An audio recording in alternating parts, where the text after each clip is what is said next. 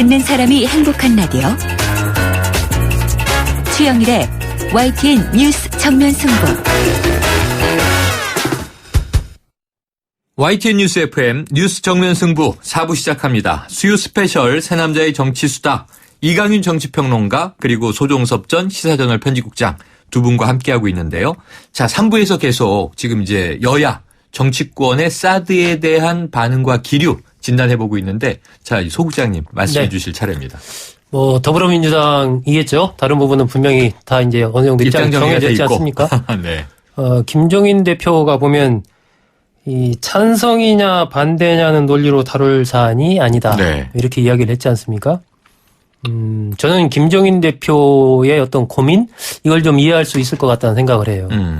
왜냐하면 이번 이제 사드라는 것이 하나의 그냥 방공 포대이긴 하지만 네. 이 사드 배치라는 것이 결국 미국과 중국 간에 벌어지는 막후에 그러한 이른바 이 동아시아의 패권을 둘러싼 전쟁이 네. 자리 잡고 있는 거 아니겠습니까? 그렇죠.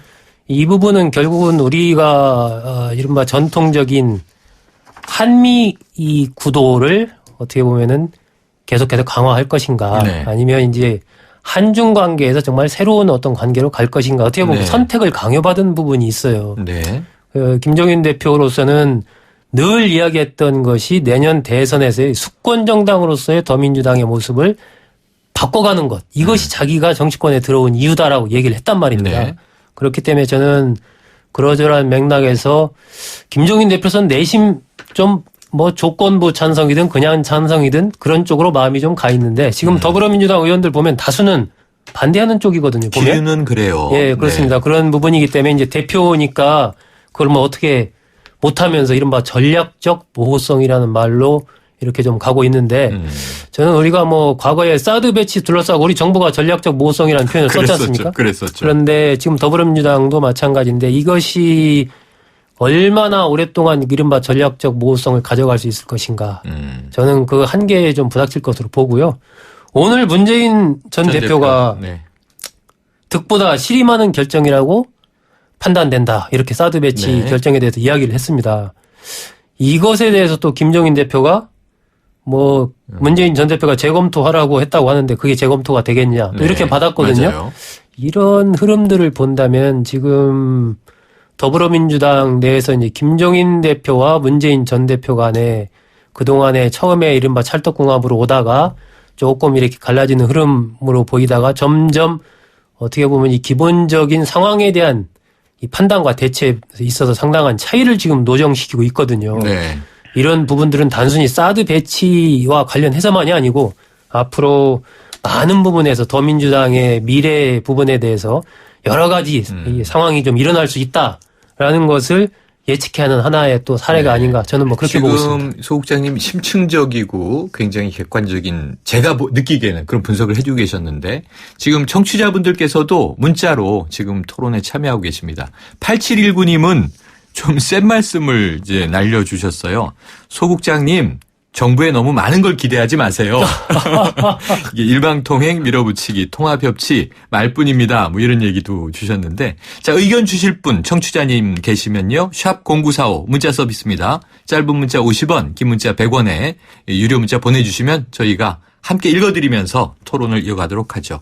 자 이강윤 평론가님 더 네. 보태실 거 있나요? 한마디만 보태고 네. 싶네요.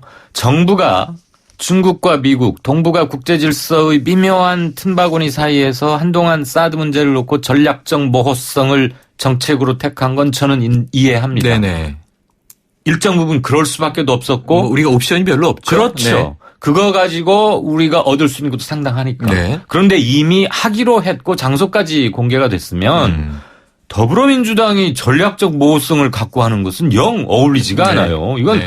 하느냐 마느냐를 결정해야 하는 행정부의 입장은 네. 이해하지만 오히려 이해되지만 정당으로서는 자기의 정치적 입장을 밝히면 되는 겁니다. 네, 지금 네. 뒤늦게 무슨 전략적 모호성을 얼마나 유지할 수 있을지도 모르지만 설령 몇 주일 유지할 수 있다 치더라도 얻을 수 있는 게 없어요. 네.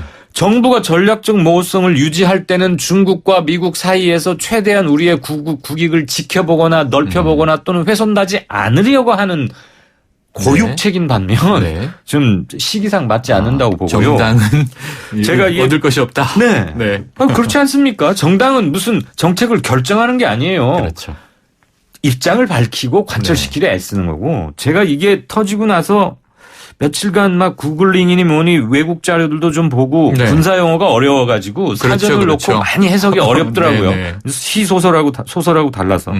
읽다가 두 가지 궁금증을 결국 해결을 못했는데 네. 저는 이거는 우리 청취자분들과 이 궁금증을 공유하고 싶어요. 네. 왜냐하면 뭔가요? 말씀해 주세요. 그분들께서도 궁금해하시지 않을까 하는 점입니다. 네네. 아울러서 우리 국방부나 정부 당국은 제가 지금 뭐 공부가 짧아서인지는 몰라도 제기하고자 하는 이 두 가지에 대해서 답변을 해줬으면 좋겠어요. 많은 국민들이 궁금해하는 거라면 네. 국방부든 정부든 왜냐하면 답변해주면 불필요한 좋겠습니다. 공포를 없앤다는 차원에서라도 네, 네. 우선 첫째, 만약에 핵탄두를 탑재한 미사일이 발사가 됐고 지금 우리와 미국의 기대대로 공중 요격에 성공을 했다고 칩시다. 네. 그러면 핵탄두 탑재 미사일이니까 공중에서 폭발하겠죠. 한반도 상공에서 폭파됐다고 네. 치고요. 네. 그러면 뭐 그 고도가 100km일지 몇십 킬로일지는 모르겠습니다만 네. 아무튼 폭파 지점에서 산산조각 나면서 핵물질이 한반도를 비롯해서 그 일대에 떨어지겠죠. 네, 낙진이라고 그러죠. 기류를 타고 이동할 수도 있겠지만 네. 아무래도 한반도 상공일 텐데 그 낙진에 의한 피해는 물론 요격하지 않은 채 제대로 목표물을 타격해서 명중해서 받는 핵의 폭발에 의한 피해보다는 적겠지만 네. 그건 분명히 있는 거 아니냐. 네. 이것도 상당히 위험할 것 예. 같다. 그런데 이런 거에 대한 설명은 어느 자료에도 네, 없더라고요. 네. 미국 자료도. 두 번째, 최근에 북한이 무수단 6번째 발사에 성공을 했어요. 그 네. 우리 정부도 미국도 다 인정을 했는데 네. 특이한 점 하나가 일본 영해에 떨어뜨리지 않기 위해서 고각 발사를 해가지고 맞습니다. 400km만 날렸고 맞습니다. 곱하기 3을 하면 최대 사거리라고 하거든요. 네. 그러니까 보통 1300km 날아간다는 얘기인데 또 하나 기술적으로 주목했던 게 추진체를 폭발을 시켜버렸어요. 네. 대개 그냥 추진체 하나만 뚝 떨어지는데 네. 한국이 그걸 혹시라도 수거해 갈지 네. 모를 거에 대비해서 1, 2단계 추진체 로켓 분리될 때 산산조각을 내가지고 우리 레이더에 보니까 240 최소한 240여 개의 조각으로 네. 분리가 됐답니다. 그러면은 이 사드 레이더가 자 추진체를 북한이 또 역시 추적을 방해하기 위해서 교란시키기 위해서 자폭 장치를 가동해서 폭발을 시켜버리면 어느 게 요격시켜야 할 핵탄두인지 네. 저거는 그냥 추진체의 쇳덩어리 폭파된 그래가지고 레이더가 헷갈린다는 거예요. 네네. 그래서 어느 게 핵탄두인지 또는 공격력을 크게 갖고 화약을 갖고 있는 네. 탄두인지를 사드 레이더가 못 잡아낼 네, 가능성이 네, 높다. 네. 이거에 대해서는 미국에서도 기술적 답변을 못 하고 있어요. 네. 이미 저는 이 두 가지가 굉장히 궁금해요. 그게 이제 플레아라고 해서 항공기가 열추적 탐지 미사일이 날라오면 말씀하신 대로 이제 플레아를 터뜨리고 네. 금속 탐지 미사일이 따라오면 체프라는 걸 터뜨리거든요. 예. 그 기술이 이제 교란시키는 있는데 거죠. 예, 거기에 대해서 이제 북한도 그러면 또 사드를 피해갈 방법을 찾지 않겠느냐. 그래서 뭐 이제 잠수함에서 SLB 시험도 하고 하는 SLBM. 거겠죠. 네네. 자, 그 기술적인 문제니까 좀 이제 그 지켜보기로 하고요. 예. 지금 국방부의 이강윤 평론가님이 궁금증을 던지셨으니까 답변이 있었으면 좋겠고요. 자, 그 다음 세 번째 단계는 요거예요. 그 사드 배치를 발표하던 당일에 좀 구설에 오른 게 윤병세 외교장관 아닙니까? 이 바지수선을 막기로 백화점을 찾았다. 근데 사전에 알고 있었다고 얘기를 했어요. 예. 알고 있었다고 해도 그 행동이 좀 이상하고 모르고 있었다면 더 심각하고 지금 두 개 다 문제인데 저 소국장님. 네. 그 외교부 입장, 이 뭐 보도된 바에 따르면 마지막까지 윤 장관은 외교부 입장에서는 사드 배치 반대했다 그러는데 지금 국제 정세 이 중국이 우리에게 어떻게 나올 것이냐 이런 문제 지금 심각하지 않습니까? 심각하죠. 저는 뭐 그 당일날 윤병세 장관의 행적은 매우 부적절했다라고 생각을 합니다. 여러 가지를 떠나서 어쨌건 그러한 중요한 발표가 있는 날 또 어느 정도 저는 짐작을 하고 있었을 것으로 생각을 하는데 네. 그런 날 그 집무실을 떠나서 그런 장소에 있었다라는 부분 자체가 저는 상당히 부적절했다라고 보고요.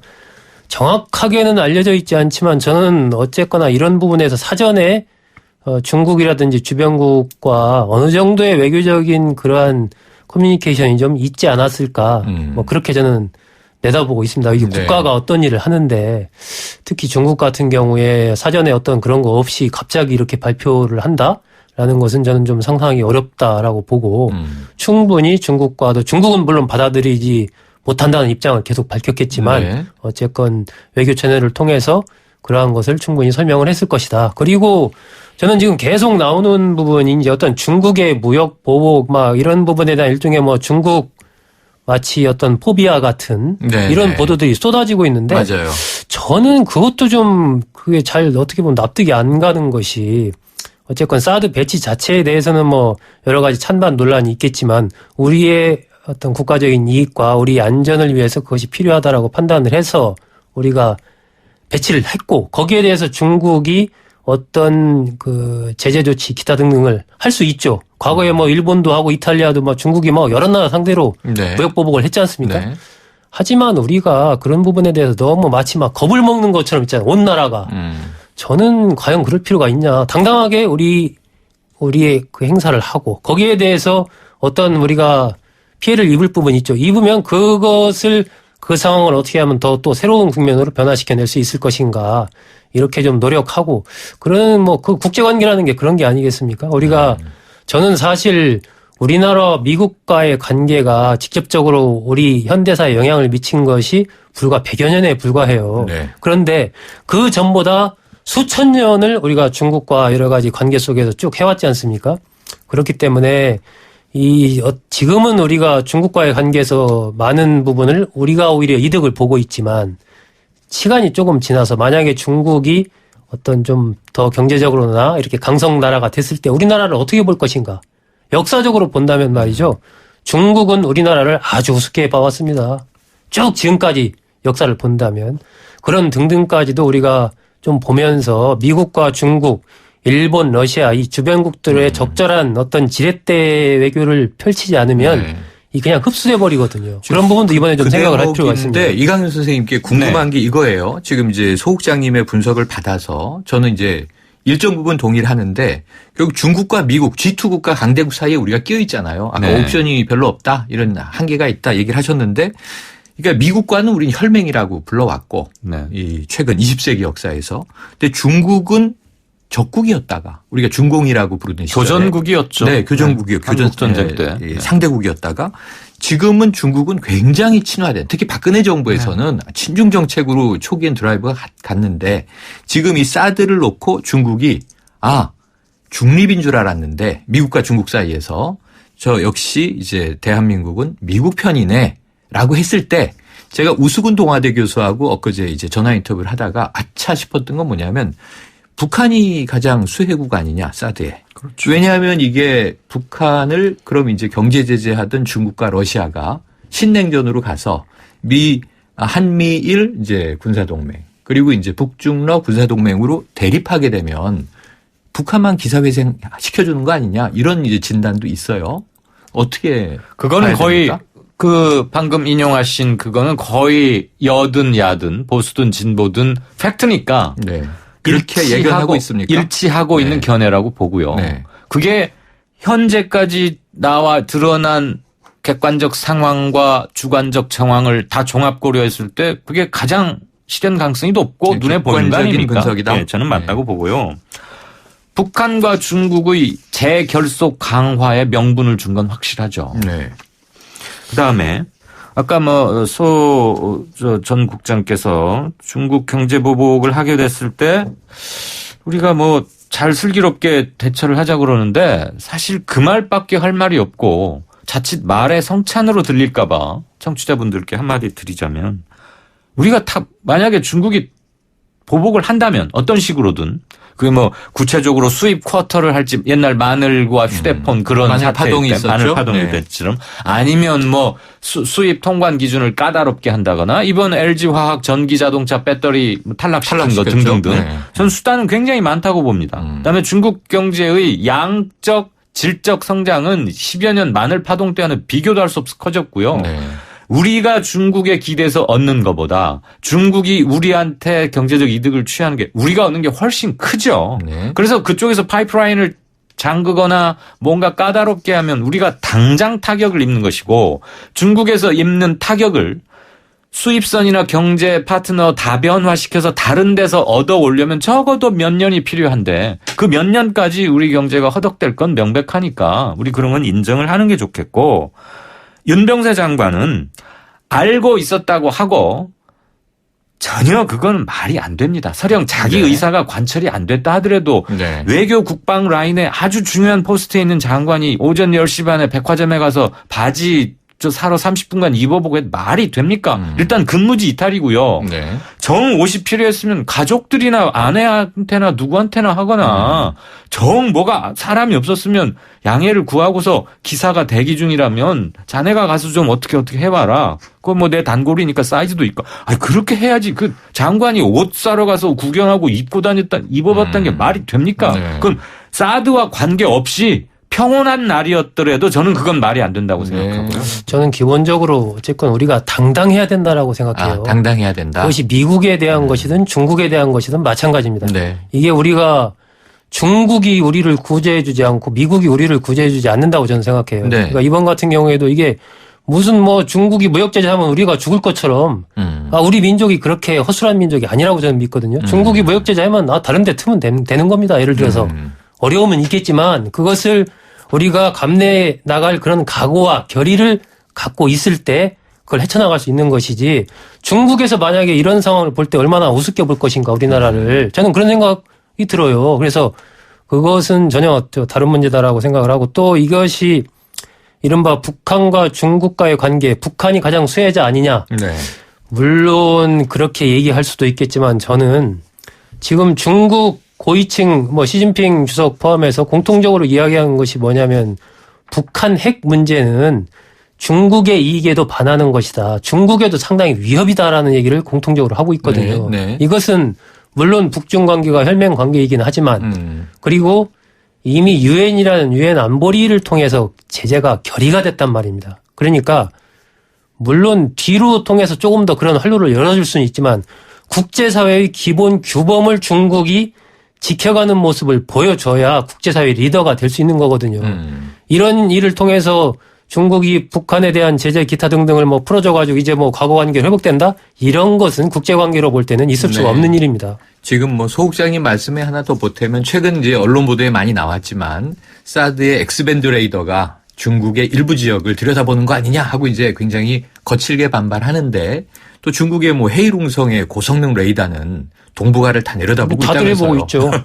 네, 어쨌든 이 문제는 끝없이 흘러갈 것 같아서 이렇게 정리하고, 사실 오늘 토론은 쟁점을 좀 짚어보는 건데, 정책 대안, 정부에서 이 지역 주민 설득하고, 아까 이 소국장님 참 멋진 말씀 주셨는데요. 그렇게 국론이 쉽게 통합되면 또 얼마나 좋겠습니까마는 그게 쉬워 보이지만은 않습니다. 우선 정당들의 입장 다르고.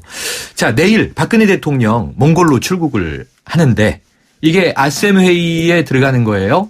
한번 이제 중국, 일본 지도자들과 접촉 지켜보도록 하죠. 오늘 수요 스페셜 새 남자의 정치수다. 이강윤 정치평론가 그리고 소종섭 전 시사저널 편집국장 두 분과 여기까지 얘기 나누겠습니다. 고맙습니다. 감사합니다. 생기발랄 탄산 드링크 오로나미 씨로 활기찬 하루 되세요. Let's go. 머리부터 발끝까지 오로나미 씨. 오로나미 씨. 오로나미 씨. 건강하고 활기차게 오로나미 씨. 오늘도 오로나미 씨. 오로나미 씨. 고데기에 되었어요. 2주 됐나? 6개월 된 팔 흉터가 고민이에요. 제왕절개 흉터예요. 한 1년 반? 흉터, 늦지 않았어요. 임상으로 입증된 더마틱스 울트라가 흉터를 관리해드립니다. 흉터, 늦지 않았어요. 흉터 전문 더마틱스 울트라. 본 제품은 의료기기입니다. 언제일까요? 당신의 아이가 남자가 되는 순간은 코란도 스포츠와 함께 달리는 지금 이 순간. 더 강력해진 코란도 스포츠로 당신의 아이에게 남자를 선물하세요. New Experience, The New 코란도 스포츠 2.2 탄생.